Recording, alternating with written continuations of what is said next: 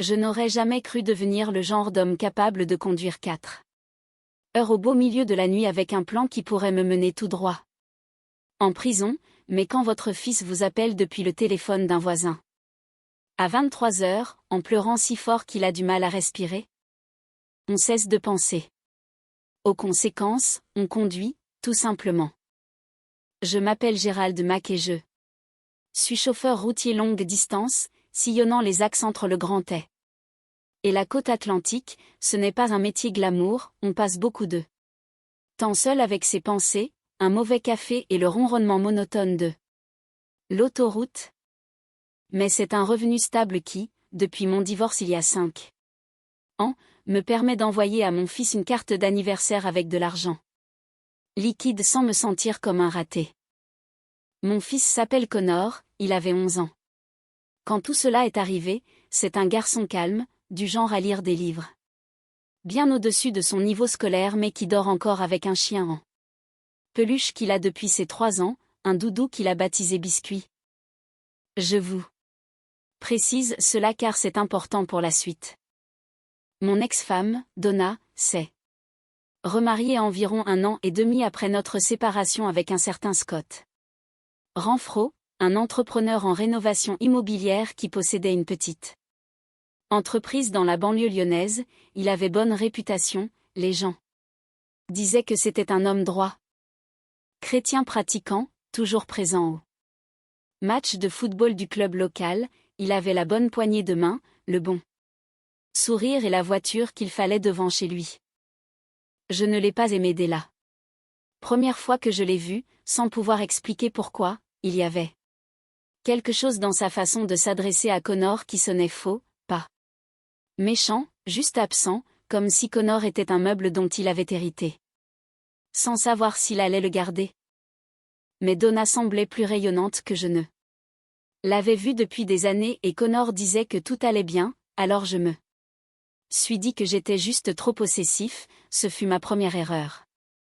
C'était un mardi d'octobre quand j'ai reçu l'appel alors que je me trouvais près de Dijon, sur une aire d'autoroute, mangeant un sandwich insipide à 22h37, j'ai failli ne pas répondre car le numéro m'était inconnu, mais une intuition m'a poussé à décrocher.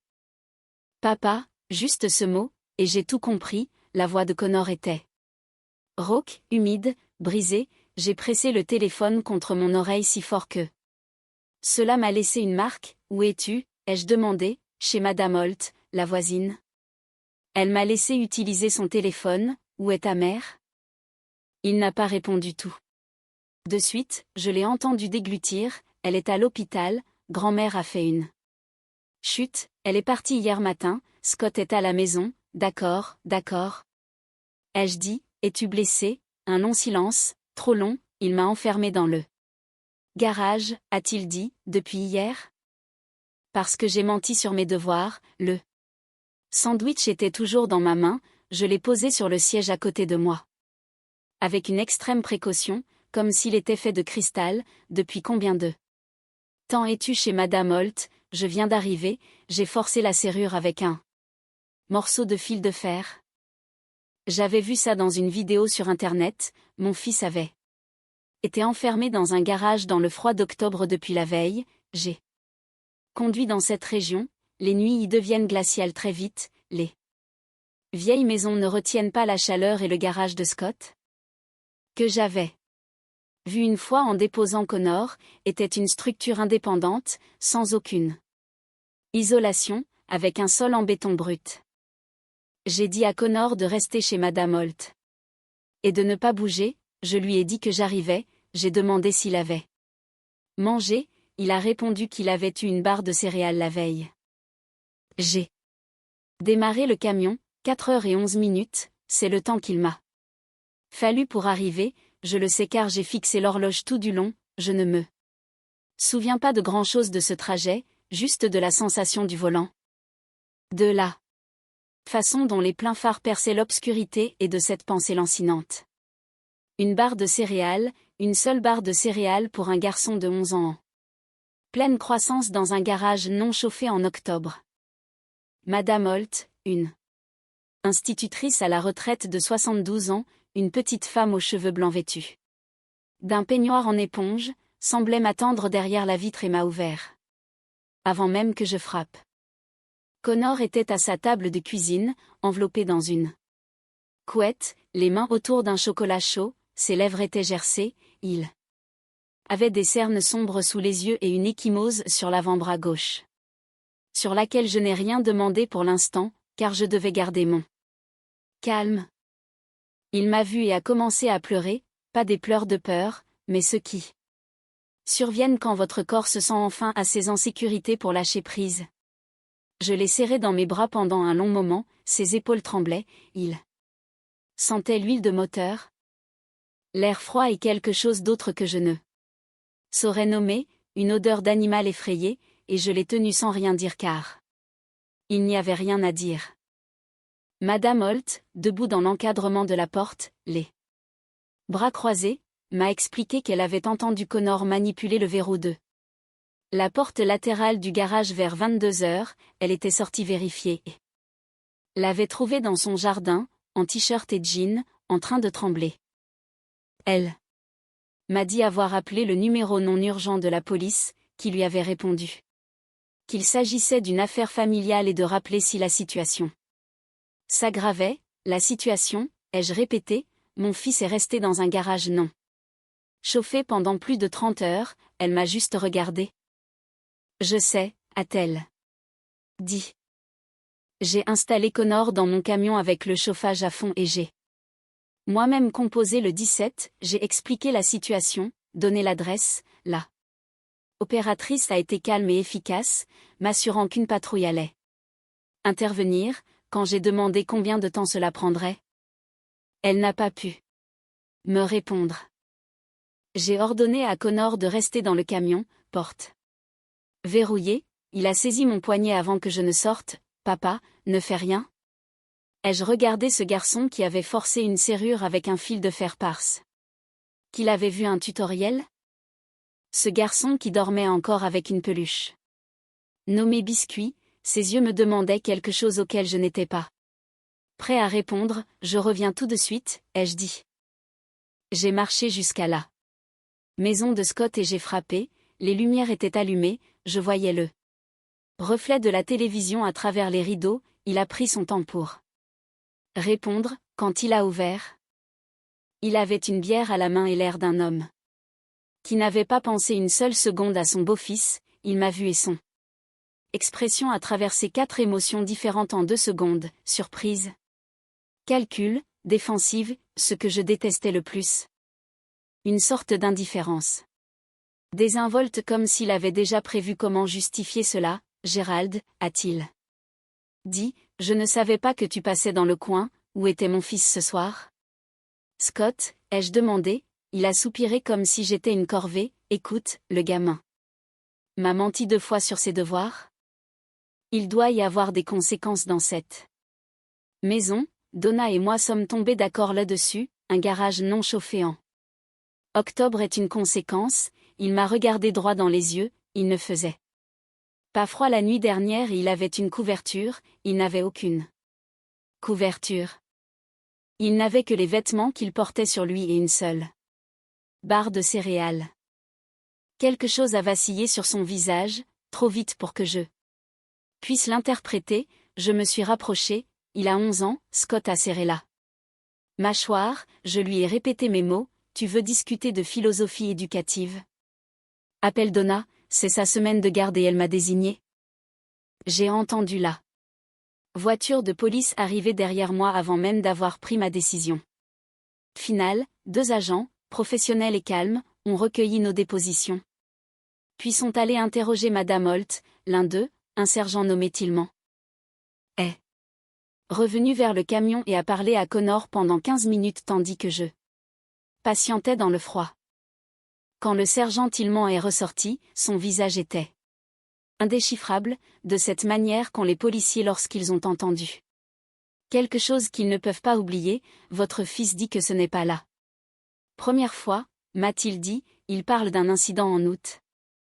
3 heures dans le garage pour avoir ramené de la boue dans la cuisine. Je l'ai regardé. Nous contacterons les services sociaux dès demain matin, a-t-il poursuivi, pour ce soir, votre fils peut partir avec vous en tant que parent non gardien, étant donné les circonstances. Scott n'a pas été arrêté cette nuit-là, je veux être clair sur ce point car c'est crucial pour comprendre la suite, il a été interrogé puis relâché. Le sergent Tillman m'a assuré qu'enfermer un enfant dans un endroit non chauffé sans nourriture suffisante relevait de la mise en danger. Qu'ils allaient tout documenter, que les services sociaux allaient enquêter, il a dit tout ce qu'il fallait dire. Puis il est remonté dans sa voiture et est parti, et Scott Renfro est rentré chez lui et a rallumé la télévision, j'ai pu voir la lumière à travers la fenêtre en regagnant mon camion. Connor s'était endormi sur le siège passager, il s'était enveloppé dans la couverture de survie que je garde toujours dans la cabine, les mains glissées sous sa joue comme un enfant bien plus jeune. Je suis resté là, assis dans le noir, à écouter ça. Respiration en regardant la lumière dans la fenêtre de Scott, j'ai appelé Donna. Depuis le parking d'un restaurant routier à 20 km, il était plus de 2 heures du matin, elle a décroché à la 3e sonnerie, la voix lourde de sommeil. Et je lui ai raconté ce qui s'était passé, un long silence a suivi. Puis elle a dit, il a dit que ce n'était que quelques heures, il a dit que Connor allait bien, c'était 31 heures, ai-je répondu, je lui ai dit qu'il n'allait pas bien, un autre silence, puis, plus doucement, mon Dieu. Je ne sais pas ce que Donna ressentait cette nuit-là, mais je sais ce que je ressentais, j'étais assis sur un parking de restaurant en pleine nuit, pendant que mon fils de 11 ans dormait à côté de moi avec des lèvres gercées et un bras meurtri. Et je faisais le calcul de ce que le système allait probablement faire de tout ça, et j'arrivais à des chiffres qui ne me plaisaient pas du tout. L'enquête des services sociaux a duré 3 semaines, j'ai pris une avocate, Maître Patricia, une femme au regard acéré qui m'a dit en 20 minutes que mes chances d'obtenir une modification de garde en urgence étaient réelles, mais pas certaines. Scott n'avait aucun antécédent. L'incident du garage était documenté. Mais les preuves matérielles limitées, Donna coopérait avec l'enquête tout en prétendant qu'elle était au courant, l'échymose sur le bras de Connor, selon lui, venait de Scott qu'il avait saisi lorsqu'il avait essayé de protester. Tout cela figurait dans le rapport mais n'était pas jugé suffisant en soi. J'ai assisté à l'audience préliminaire 6 semaines plus tard, l'avocat de Scott a soutenu que l'événement était une mesure disciplinaire isolée et excessive et que la famille avait déjà mis en place un suivi accru via leur communauté religieuse. Scott était assis là, en costume gris, ressemblant exactement à l'homme qui entraînait les enfants au football, ce qu'il faisait, et son avocat parlait de sa contribution à la communauté et de son casier vierge et de ses remords sincères qu'il a démontrés en hochant la tête avec gravité aux moments appropriés. Il a obtenu des restrictions de visite supervisées avec Connor le temps que l'enquête se poursuive, un cours obligatoire de parentalité. Et une date d'audience fixée à 4 mois plus tard, son avocat lui a serré la main devant le tribunal. J'ai regardé depuis l'autre bout du parking et je me suis dit, 4 mois, mon fils doit vivre dans cette situation pendant 4 mois supplémentaires alors que des adultes en costume discutent des conséquences appropriées pour un homme qui a enfermé un enfant de 11 ans dans un garage en octobre. Connor est venu vivre avec moi pendant la période d'enquête, j'ai réorganisé mes trajets pour être plus souvent à la maison, j'ai pris des missions plus courtes, j'ai accepté la perte de revenus, il dormait beaucoup là. Première semaine, mangeait tout ce que je mettais devant lui. Ne parlait pas beaucoup du garage au début, mais sa thérapeute, le docteur Abrams, spécialisé dans les traumatismes pédiatriques, m'a dit que c'était normal, qu'il parlerait quand il serait prêt. Il m'a raconté l'incident d'où lui-même un dimanche après-midi, nous regardions un match, et il a juste commencé à parler. Calmement, comme s'il portait ça depuis trop longtemps et qu'il avait besoin de le poser quelque part. 3 heures en août, 2 heures et demie en septembre. Que j'ignorais également pour avoir répondu au dîner, Scott lui avait dit que c'était ce que son propre père lui faisait, que cela forgeait le caractère. Que Connor devait s'endurcir, j'ai gardé un visage neutre et une voix égale. J'ai dit, je t'entends, mon grand. Merci de me l'avoir dit. Après qu'il soit allé se coucher, je suis allé dans mon garage et je suis resté dans le noir un long moment, j'ai éteint la lumière délibérément et je suis resté là 15 minutes, il faisait peut-être 10 degrés, je portais une veste. J'ai pensé à la version de 9 ans de Scott Renfro enfermé dans une pièce par son père, puis j'ai pensé à comment ce garçon de 9 ans était devenu un homme qui faisait la même chose à l'enfant de quelqu'un d'autre. Et comment dans 4 mois un juge pourrait lui donner un cours de parentalité et considérer que l'affaire est réglée. Je n'avais aucune pitié pour lui, je veux être honnête à ce sujet. J'ai essayé, je n'y suis pas arrivé. J'ai passé les 3 semaines suivantes à observer la routine de Scott, il continuait son travail, entraînait toujours son équipe, allait à l'église le dimanche, il avait un garde-meuble en périphérie de la ville où il stockait son équipement, un terrain derrière une scierie. J'étais passé devant une fois en récupérant Connor au début de cette affaire, je l'avais remarqué de la manière dont on remarque les choses qu'on ne sait pas encore, qu'on enregistre. J'avais un contact dans le milieu du transport, un dénommé Hank, qui me devait une faveur que je n'avais jamais réclamée. Hank avait un petit camion que je pouvais emprunter sans poser de questions. Je l'ai emprunté un mercredi en disant que je devais déplacer quelques affaires de mon stockage. Il m'a tendu les clés sans rien demander de plus. Je veux être précis sur ce que j'ai fait et n'ai pas fait, car j'y pense chaque jour depuis, je n'ai pas blessé Scott Renfro, je dis cela dès le départ, ce que j'ai fait, c'est l'attendre sur le parking d'un magasin de bricolage un jeudi soir, sachant qu'il y récupérait des fournitures pour un chantier du vendredi, quand il est sorti avec 2 sacs et m'a vu appuyé contre son camion, il s'est arrêté net.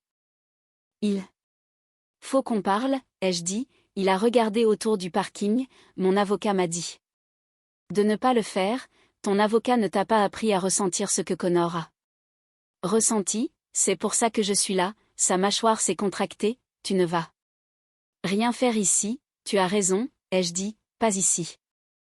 J'avais un tasé dans ma veste, je savais exactement ce que je faisais, je savais que c'était illégal et j'ai fait un choix, quand il a cherché son téléphone, j'ai réduit la distance.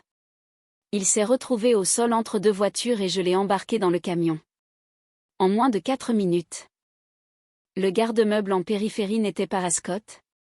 C'était un box que j'avais loué 3 jours plus tôt, une pièce en béton de 3 mètres sur 3 avec une porte métallique dans une installation sans caméra intérieure dans cette section, j'avais vérifié.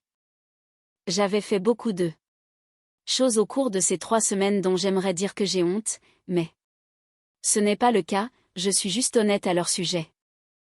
J'ai mis Scott dans le box avec une couverture, une seule, une bouteille d'eau de 33 centilitres, une barre de céréales, parce que Connor n'avait eu qu'une barre de céréales et que je n'allais pas donner plus à Scott Renfro qu'à mon fils.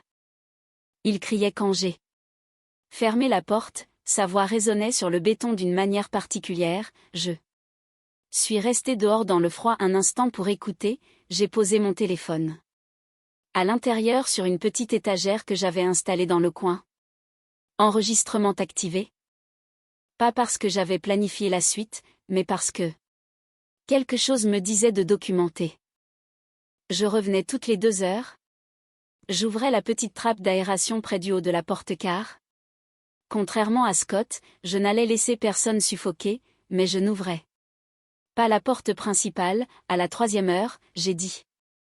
Voilà le temps que Connor a passé dans ton garage en août, tu veux me dire ce qu'il ressentait? Scott était en colère, puis menaçant, parlait de porter plainte, des conséquences légales que j'encourais. À la 6e heure, j'ai dit. Voilà le temps que Connor est resté dans le noir en septembre pour avoir répondu à table. Il avait 10 ans, tu veux réfléchir à ça, cette fois c'était plus calme, une partie de la vantardise était retombée. À la 12e heure, j'ai dit, tu es à mi-chemin de ce que Connor a vécu en octobre, il avait les lèvres gercées à ce moment-là, il rationnait l'eau que tu lui as donnée, sauf que toi, tu ne lui en avais pas donné, donc il avait juste soif, long silence, puis, je t'entends, ok. Je t'entends. Tu ne m'entends pas encore, ai-je dit, il te reste 19 heures. À la 18e heure, il a commencé à vraiment parler, pas à jouer la comédie, pas à élaborer une stratégie, il parlait comme les gens parlent quand le bruit dans leur tête devient assez fort pour sortir, il a parlé de son propre père. Il a parlé des choses qu'il s'était racontées pour que cela ait du sens. Que les garçons avaient besoin d'être endurcis, que la douceur était dangereuse. Que les pleurs de Connor lui montaient au cerveau d'une manière qu'il ne pouvait pas expliquer. Et qu'il savait au fond de lui que c'était son problème à lui. Pas celui de l'enfant, il a pleuré, ce n'était pas confortable à entendre, je n'ai pas ressenti de triomphe, je me sentais fatigué d'une façon que je n'ai toujours pas totalement dissipée. À la 25e heure, il a dit, je plaiderai coupable, tout ce qu'ils veulent, je plaiderai coupable et je ne m'opposerai pas à la modification de garde, laisse-moi juste sortir. J'ai laissé le téléphone enregistré et je suis allé chercher un café, quand je suis revenu, il parlait encore, 2 heures à parler dans le silence du box vide, le genre de confession qui sort quand quelqu'un croit sincèrement être seul. Il a parlé de l'incident d'août, celui de septembre, celui d'octobre, il a admis qu'il savait que c'était mal, il a dit le mot « mal » lui-même plusieurs fois. Il a parlé de la barre de céréales, il a dit « je savais qu'une ne suffisait pas. Je le savais. » À la 31e heure, j'ai ouvert la porte, il était assis dans le coin, la couverture sur les épaules, son visage était différent, pas exactement brisé, quelque chose d'autre, comme un homme qui était allé là où il ne s'attendait pas à aller et qui n'était pas encore tout à fait revenu. J'ai récupéré mon téléphone sur l'étagère, l'enregistrement durait 4 heures et 19 minutes, j'ai conduit jusqu'à une station-service à 3 km. J'ai appelé la police depuis une cabine. J'ai dit qu'un homme avait besoin d'une assistance médicale au garde-meubles sur la route 9 et j'ai donné l'adresse, puis j'ai ramené le camion chez Hank, j'ai laissé les clés sous le tapis et je suis rentré chez moi dans mon propre véhicule. Mon avocate n'était pas ravie quand je lui ai raconté ce qui s'était passé, c'est le moins qu'on puisse dire, mais elle a aussi écouté quand je lui ai fait passer 40 secondes de l'enregistrement, spécifiquement le passage où la voix de Scott disait « Je savais qu'une ne suffisait pas. » Je le savais, et 2 minutes plus tard, la partie où il décrivait l'incident de septembre en détail, sans qu'on le pousse. Avec une spécificité qui ne pouvait venir que de quelqu'un qui avait été là. L'enregistrement est devenu le point pivot de tout le dossier, l'avocat de Scott a essayé de faire valoir qu'il avait été obtenu illégalement sous la contrainte. L'accusation a rétorqué que Scott n'était pas en état d'arrestation à ce moment-là et qu'il avait fait ses déclarations dans ce qu'il pensait être une pièce vide. Le juge a pris 3 jours pour trancher, finalement, parce que Scott n'était pas interrogé par les forces de l'ordre au moment de l'enregistrement et qu'il n'avait pas été contraint de parler, les déclarations ont été jugées recevables. Scott a plaidé coupable de 3 chefs d'accusation de mise en danger d'enfants et d'un chef d'infliction volontaire de punition cruelle, il a été condamné à 6 ans de prison, son avocat a demandé la clémence en s'appuyant sur ses propres traumatismes d'enfance. Le juge l'a reconnu puis l'a condamné quand même.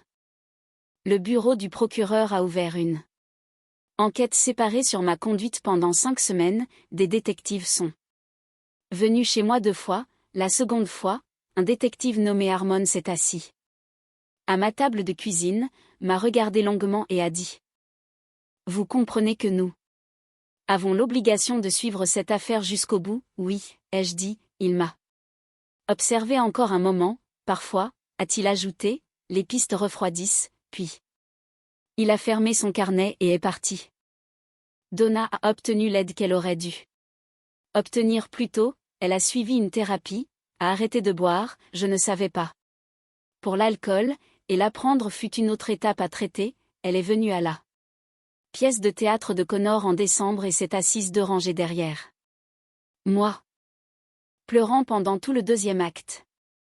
Après, sur le parking, elle est venue me trouver, elle n'a pas cherché d'excuses, elle a dit, je l'ai laissé tomber, je le sais, je suis désolée, je l'ai cru, cela m'a surpris. La garde de Connor a été modifiée, il vit avec moi à plein temps maintenant, j'ai restructuré mes trajets complètement pour être à la maison tous les soirs, cela m'a coûté environ un tiers de mon revenu précédent et je n'ai pas ressenti une seule seconde cette perte.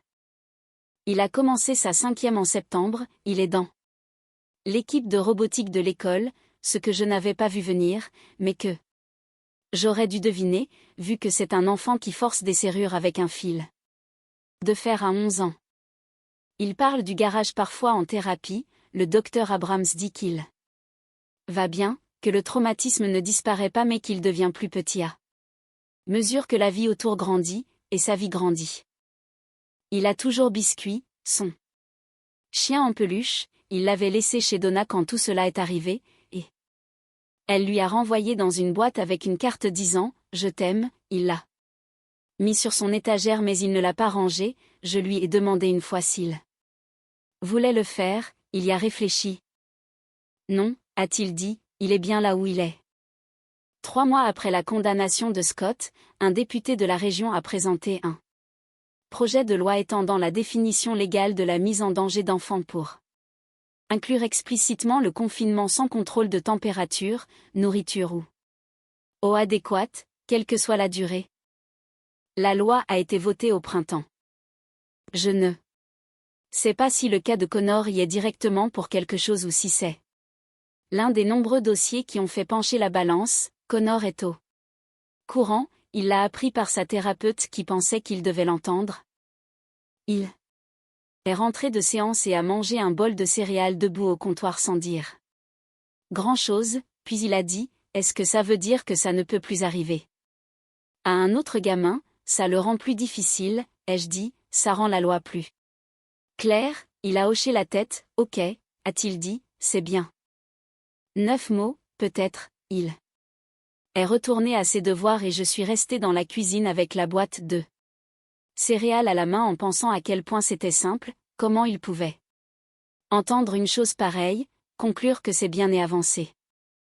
J'ai 44 ans et j'apprends encore de mon gamin comment porter les choses, je pense parfois au garde-meuble, je pense au fait de rester dehors devant cette porte métallique.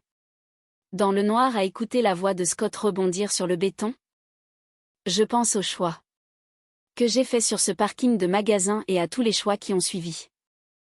Je vois un thérapeute moi-même depuis l'automne, le docteur Ramirez, un ancien aumônier militaire devenu conseiller, quelqu'un qui comprend ce que signifie choisir entre de mauvaises options dans des moments à haut risque et devoir vivre avec son choix. Ensuite, il dit que je fais le travail. Je le crois en grande partie. La chose à laquelle je reviens le plus est celle-ci, je n'ai pas sauvé mon fils. En étant un homme bon, je l'ai sauvé en étant un homme présent, ce ne sont pas toujours la même chose, j'ai fait la paix avec ça, ou je suis en train de le faire. Ce qui est probablement une façon plus honnête de le dire.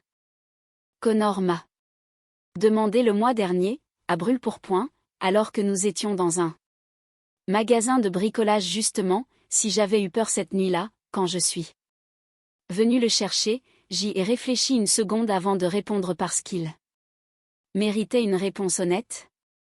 J'ai eu peur tout le long du trajet, lui ai-je dit, mais je n'ai pas eu peur quand je suis arrivé, pourquoi pas, parce qu'une fois que je t'ai vu, il n'y avait plus de place pour autre chose, il a médité là-dessus, puis il a pris un paquet de colliers de serrage sur l'étagère. L'a fait tourner dans sa main et l'a reposé, les magasins de bricolage sont intéressants, a-t-il dit sur le ton de quelqu'un qui passe à autre chose. Ouais, ai-je acquiescé, ils le sont vraiment. Nous avons terminé nos courses et Sommes rentrés dans la lumière de fin d'après-midi, et j'ai pensé à quel point c'était ordinaire, et à quel point j'avais besoin que l'ordinaire existât. Nouveau, et lui aussi, et je n'ai rien dit de tout ça parce qu'il n'y avait pas besoin. Nous le savions tous les deux. On m'a demandé plusieurs fois, par mon thérapeute et une fois par un détective assis à ma table, si je regrettais ce que j'avais fait. Ce n'est pas une question simple, je pense que les gens attendent soit un oui, soit un non catégorique, et je ne peux donner ni l'un ni l'autre. Ce que je peux vous dire, c'est ce que j'ai fini par comprendre sur la façon dont on se retrouve dans les moments qui nous définissent, et cela a moins à voir avec la colère que ce que la plupart des gens supposent. Scott Renfrew ne s'est pas réveillé un matin en décidant de devenir l'homme qui enferme un enfant dans un garage. Il est devenu cet homme lentement, au fil des années, à travers son petit choix de prendre ce qui lui avait été fait et de le transmettre. Plutôt que de l'arrêter, c'est ça le problème avec le mal, il ne provient presque jamais de la personne qui l'inflige, il voyage, il cherche des portes ouvertes, et la porte ouverte dans ce cas précis était un petit garçon qui n'avait aucun moyen de la fermer lui-même. Connor est la raison pour laquelle je pense à cela aussi précisément que je le fais, parce que Connor avait toutes les raisons de porter ce qui lui est arrivé de la même manière que Scott portait ce qui lui était arrivé, garage froid, pas de nourriture, personne ne venant. Le genre d'expérience qui apprend à un enfant que le monde est indifférent à sa souffrance, et pourtant Connor est sorti de là, a suivi une thérapie, a rejoint une équipe de robotique et garde toujours biscuits sur son étagère parce qu'il a décidé, à 12 ans, qu'il n'y a aucune honte à s'accrocher à quelque chose qui comptait pour vous. Ce n'est pas de la chance, c'est une forme d'intelligence pour laquelle je n'ai pas encore les mots. Ce à quoi je reviens sans cesse, c'est ceci, le caractère, ce n'est pas ce que vous faites quand tout va bien. C'est ce que vous faites quand le système échoue et que la colère est parfaitement justifiée. Et que vous devez quand même faire un choix sur la personne que vous voulez être de l'autre côté de cela. J'ai fait des choix que je ne peux pas défaire, je ne demande pas l'absolution, mais je veux être clair sur une chose, la partie de cette nuit dont je suis le plus certain n'est pas celle sur le parking ou dans le box, c'est le trajet, 4 heures seul dans un camion dans le noir. Totalement terrifié, et y aller quand même, c'est cette partie-là qui concernait vraiment Connor, le reste, c'était moi. Il y a quelque chose que mon thérapeute, le docteur Ramirez, a dit et qui m'est resté, il a dit que le traumatisme moral ne vient pas du fait de faire des choses mauvaises, parfois.